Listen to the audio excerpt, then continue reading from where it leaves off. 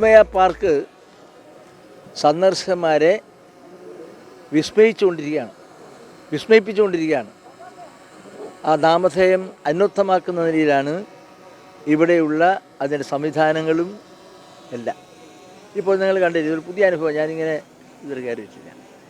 അതുപോലെ ഇവിടെ വരുന്ന സന്ദർശകന്മാർക്ക്, പ്രത്യേകിച്ച് പുതിയ തലമുറക്ക് വിലയിരുത്തുവാനും പഠിക്കാനും ജീവിതത്തിൻ്റെ വ്യത്യസ്തമായ കർമ്മതലങ്ങളിൽ എന്തെല്ലാം ഉണ്ട് സൃഷ്ടികളും സൃഷ്ടിന്മുഖമായ പരിപാടികളും എന്നതിനെക്കുറിച്ചുള്ളൊരു ആമുഖമാണ് ഈ വിസ്മയ പാർക്ക്.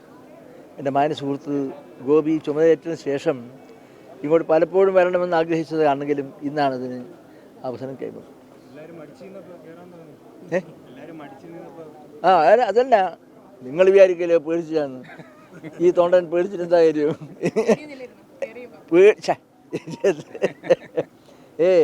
അതുകൊണ്ട് ഏത് സാഹസികമായ സാഹചര്യങ്ങളെയും ഭയജഗതമായ സാഹചര്യങ്ങളെയും അതിജീവിക്കാനുള്ള കരുത്തും ശക്തിയും നൽകുന്നതാണെന്ന് വെച്ചാൽ ഗോപിയെ പോലുള്ള സുഹൃത്തുക്കളാണ്.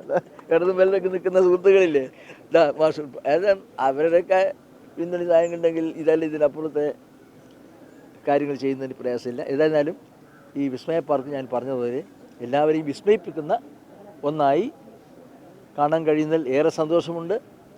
ഇത് വാസ്തവത്തിൽ ഞാൻ പറഞ്ഞിട്ടുണ്ട് ഇത് പരിപാടികളെക്കുറിച്ച്, പക്ഷേ ഇന്നത് നേരിൽ കാണുകയും അനുഭവിക്കുകയും ചെയ്തപ്പോൾ ഇത് തീർച്ചയായും ആ നാമധേയം അന്വർത്ഥമാക്കുന്ന നിലയിലുള്ള വിവിധ പരിപാടികളുണ്ട്.